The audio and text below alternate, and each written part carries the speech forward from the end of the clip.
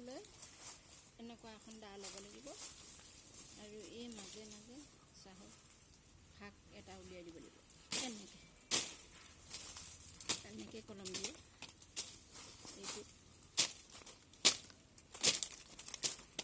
এইটো ৰাস্তা ওলাই গৈছে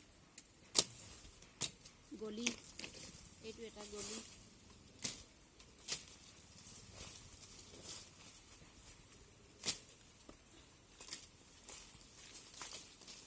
তাৰ পাছতে এতিয়া এই পাতবোৰ এনেকৈ উঠাই দিব লাগিব।